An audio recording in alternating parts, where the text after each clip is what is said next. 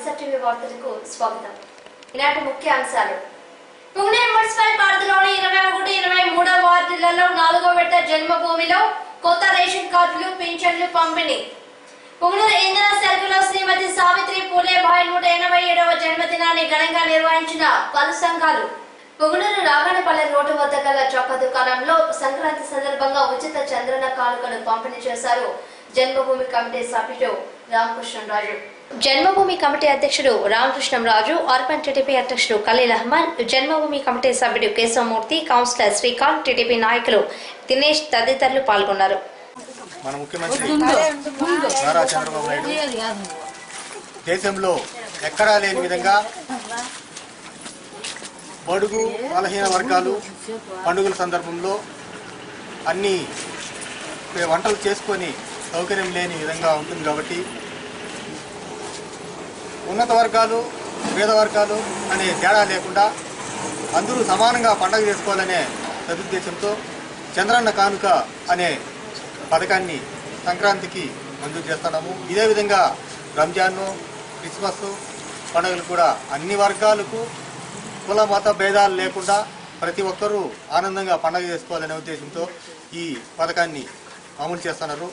దీన్ని చూసే తప్పకుండా అందరూ తీసుకుని సద్వినియోగం చేసుకుని పండుగలు చేసుకోవాలని కోరుతున్నాను. సంక్రాంతి శుభాకాంక్షలు ప్రతి ఒక్కరికి.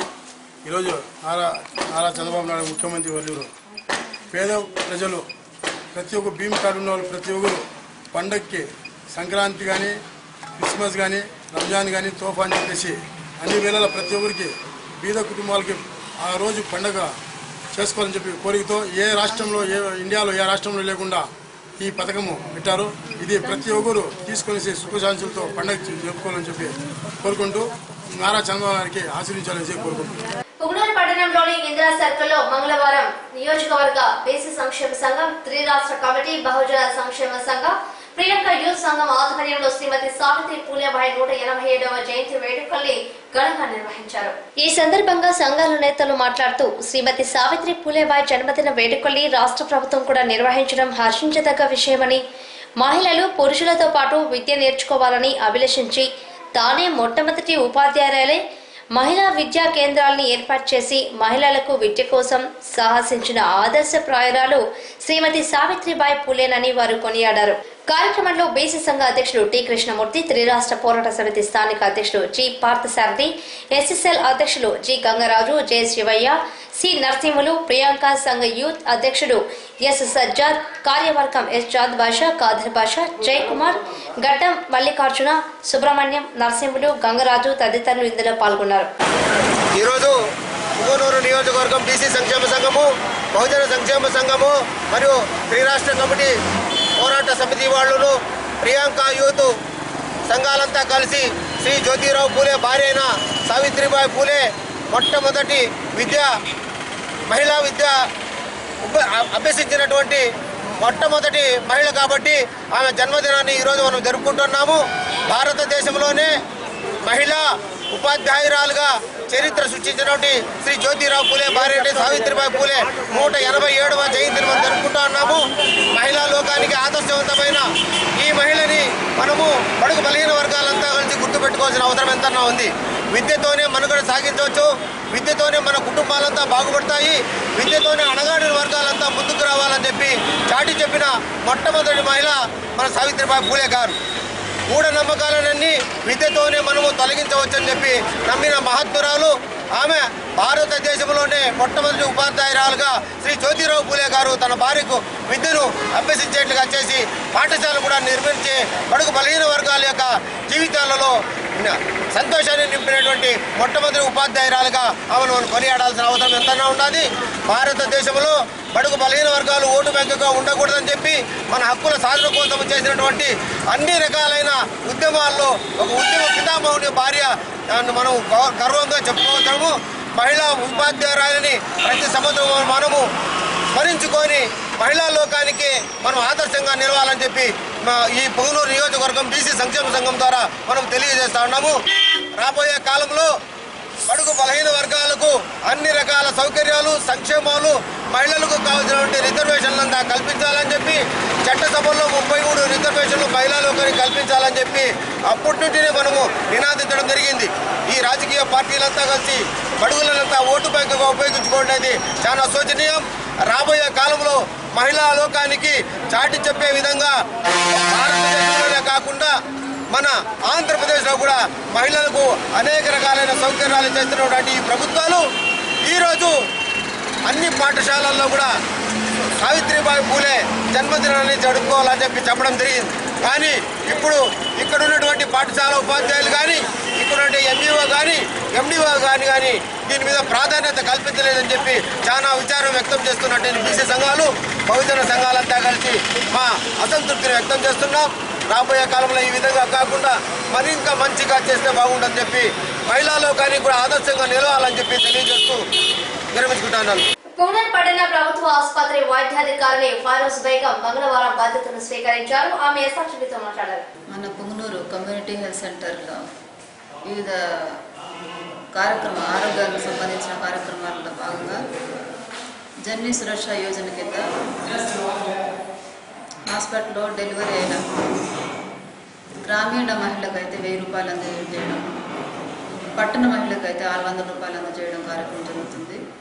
అదేవిధంగా జన్మ శిశు సురక్ష కార్యక్రమం కింద హాస్పిటల్లో సాధారణ కాన్పై 3 రోజులు ఉన్న ప్రతి బాలింతకి రోజుకి 100 రూపాయల లెక్కన చెక్ అందజేయడము లేదా వాళ్ళకి ఆహారం సమకూర్చడము ఈ కార్యక్రమం కింద కూడా ఆలోచన చేయాల్సిన అవసరం అయితే ఉంది. కాబట్టి బాలింతలకి తర్వాత నార్మల్ కాన్పు కాని వాళ్ళకి సీజర్లు ఆపరేషన్ చేసి కాన్పు చేసే కార్యక్రమం కూడా జరుగుతుంది. గైనకాలజిస్ట్ ఉంటారు కాబట్టి సీజర్ అయిన మహిళ 7 రోజులు హాస్పిటల్లో ఉండాల్సిన అవసరం ఉంది. 7 రోజులు హాస్పిటల్లో స్టే చేసిన బాలింతలకి నార్మల్ కాన్పై 3 రోజులు స్టే చేస్తున్న బాలింతలు ఒక రోజైనా వాళ్ళు స్టే చేయొచ్చు, 3 రోజులలో ఉండొచ్చు. వాళ్ళకు కూడా ఆహారం సమకూర్చే ప్రోగ్రాం ఆలోచిస్తున్నాము. అదేవిధంగా కాన్పైన తర్వాత పిల్లలకి 0 డోస్ అనే కార్యక్రమం కూడా చేపడుతున్నాము. 0 డోస్ అంటే కాన్పైన 24 గంటల్లో హెపటైటిస్ బి టీకా వేయడము, ఓరల్ పోలియో డ్రాప్స్ పోలియో చుక్కలు వేయడము, అదేవిధంగా బీసీజీ టీకా క్షయ రాకుండా వేసే టీకా, ఈ 0 డోస్ కార్యక్రమం కూడా సిహెచ్లోనే జరుగుతుంది. ఇంకా ట్యూబెక్టమీ కార్యక్రమాలు ప్రతిరోజు ఒకరోజు వారంలో 2 రోజులు అనే ఇది లేకుండా ప్రతిరోజు ట్యూబెక్టమీ కార్యక్రమం శస్త్రచికిత్సలు జరుగుతున్నాయి. ఇంకా పర్ఫార్మెన్స్ గురించి మాట్లాడితే కమ్యూనిటీ హెల్త్ సెంటర్లో ఈ నెలకి 78 సాధారణ కాన్పులు, 5 సీజర్లు, తర్వాత కుటుంబ నియంత్రణ ఆపరేషన్లు 37 చేశాము. ఓపీ కూడా OP pharmacy lab technician work అంతా మొత్తం పర్ఫార్మెన్స్ తీసుకుంటే జిల్లాలో మన కమ్యూనిటీ హెల్త్ సెంటర్ పుంగనూరు 4వ స్థానంలో ఉంది. ఇంకా కొంతమంది డాక్టర్ల కొరత అయితే ఉంది. పీడియాట్రిషియన్ కూడా డెప్యుటేషన్ మీద వర్క్ చేస్తున్నారు. ఇక్కడ హాస్పిటల్లో మంది డాక్టర్లు కూడా డెప్యుటేషన్ మీద వర్క్ చేస్తున్నారు. ఇంకా సర్జన్ లేరు కాబట్టి ఆరోగ్యశ్రీ ఆపరేషన్లు హాస్పిటల్లో ఇప్పటికైతే జరగటం లేదు. భవిష్యత్తులో సర్జన్ రాగలిగితే ఆరోగ్యశ్రీ కింద కూడా ఆపరేషన్ చేసే అవకాశం ఇక్కడ ఉంటుంది. తర్వాత ఇప్పటికీ జనరల్ పేషెంట్స్ కూడా డైట్ గురించి కూడా ఆలోచన చేయాల్సిన అవసరం ఉంది. కాబట్టి డైట్ కాంట్రాక్టర్తో మాట్లాడి జనరల్ పేషెంట్స్ కూడా ఆహారం సమకూర్చే ప్రోగ్రాం కూడా ఆలోచిస్తున్నాము. ఇంకా జనరిక్ మెడికల్ షాప్ అనేది కూడా జనరిక్ మందులు షాప్ కూడా మన హాస్టల్ క్యాంపస్లోనే పెట్టి తక్కువ ఖర్చుకే పేషెంట్స్కి హాస్పిటల్లో లేని మందులు రోగులకి లభ్యమయ్యేటట్టు చర్యలు తీసుకోవాల్సిన అవసరం కూడా ఉంది. కాబట్టి ఆ జనరిక్ మందుల షాప్ పెట్టే ఆలోచన కూడా చేయాల్సిన అవసరం ఉందని తెలుపుతుంది. పుంగనూరు పట్టణంలోని 21వ వార్డు తాటిమాకలపాలెంలో మంగళవారం ప్రభుత్వం ప్రవేశపెట్టిన 4వ విడత జన్మభూమి కార్యక్రమాన్ని ఘనంగా నిర్వహించారు. కార్యక్రమంలో municipal chairman Shamim Sharif, vice chairman C Amarendra పాల్గొన్నారు. ఈ సందర్భంగా పింఛన్లు, కొత్త రేషన్ కార్డులు పంపిణీ చేశారు. ఈ సందర్భంగా టీడీపీ నియోజకవర్గ ఇన్ఛార్జ్ వెంకటరమణరాజు, టీడీపీ కౌన్సిలర్ ప్రకాష్లు మాట్లాడుతూ టీడీపీ ప్రభుత్వం ప్రజా సంక్షేమ పథకాలను సకాలంలో సజావుగా నిర్వహిస్తున్న ఘనత ఒక సీఎం చంద్రబాబు నాయుడుదేనని కొనియాడారు. 4వ విడత జన్మభూమిలో ప్రజలు అందజేసిన అర్జీలను స్వీకరించి ప్రజలకు న్యాయం చేకూర్చుతామని వారు హామీ ఇచ్చారు. కార్యక్రమంలో టీడీపీ కౌన్సిలర్లు, అర్బన్ పార్టీ అధ్యక్షులు ఖలీల్ అహ్మద్ తదితర నాయకులు, మున్సిపల్ ఇన్ఛార్జ్ కమిషనర్ కృష్ణకుమార్, అధికారులు, మున్సిపల్ సిబ్బంది పాల్గొన్నారు.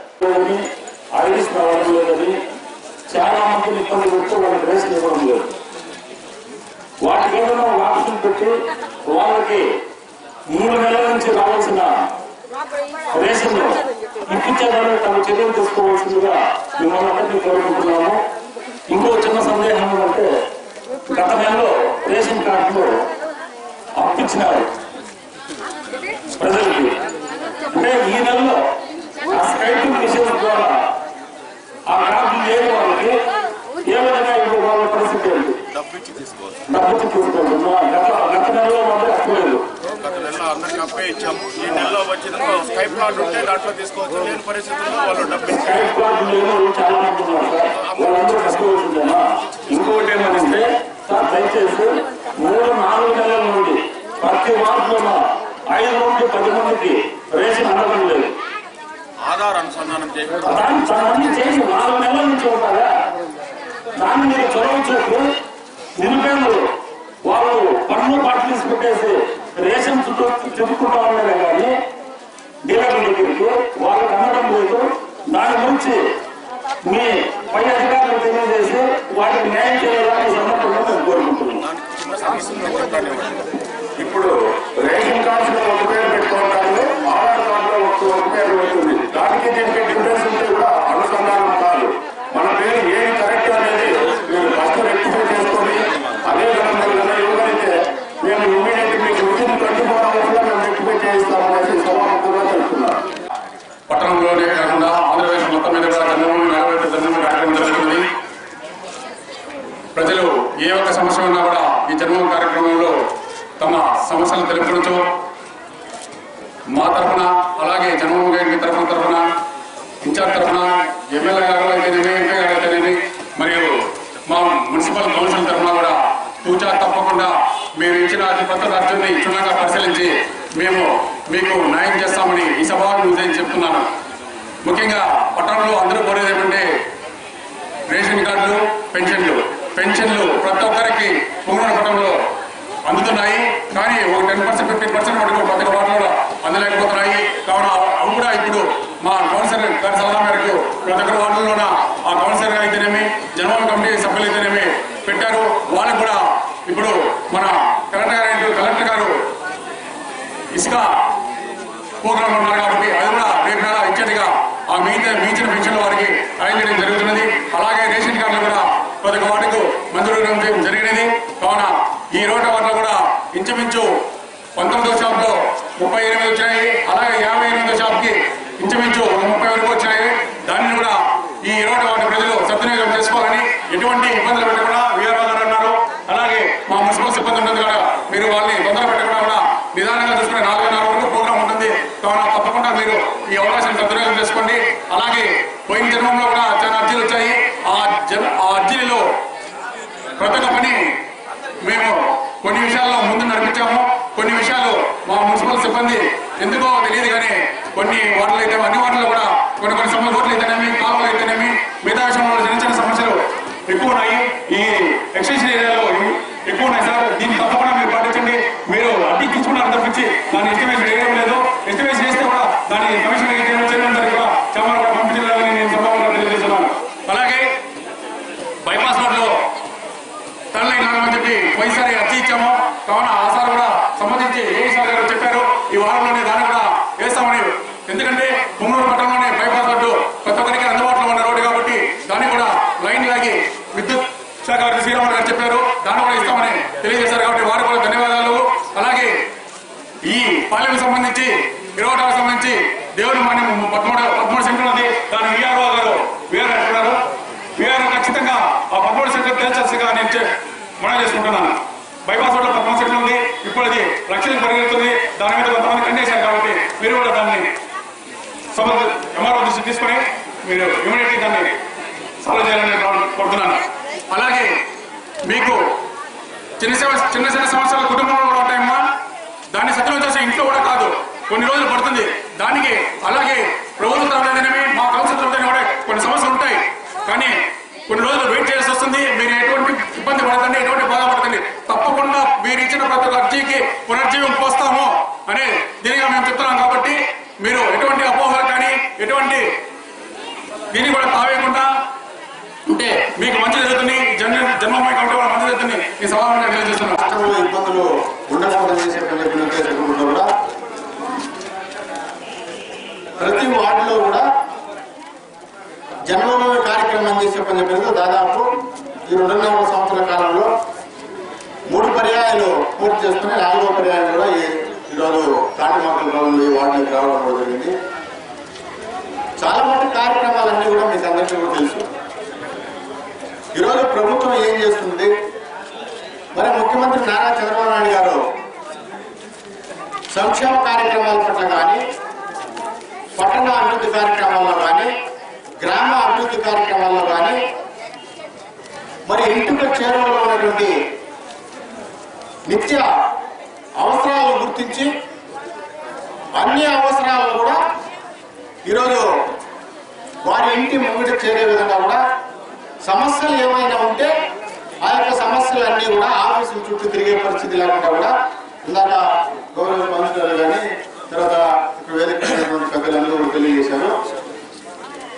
సమస్య అనేది ఎక్కడైనా సమస్య ఉంటే దాన్ని డైరెక్ట్ గా మీరు ముఖాలు ఉంటే అక్కడికి ఆ వార్డులకు వచ్చినప్పుడు యంత్రాంగ సిబ్బంది శానిటరీ కావచ్చు, ఎలక్ట్రిసిటీ డిపార్ట్మెంట్ కావచ్చు, మరి అక్కడ మున్సిపల్ ఆధ్వర్యంలో ఉండే యంత్రాంగ సిబ్బంది అంటే ఇంటి ప్లాంట్లు కావచ్చు, లేకపోతే ఇతర వేరే కార్యక్రమాలు కావచ్చు, రెవెన్యూ సిబ్బంది వచ్చింది.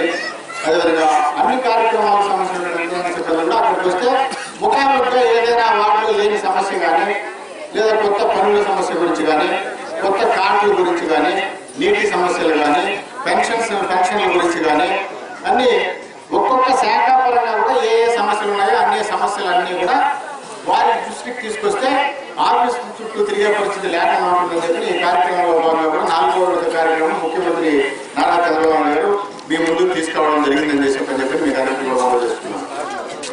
ఈరోజు అభివృద్ధి కార్యక్రమాలు తీసుకుంటే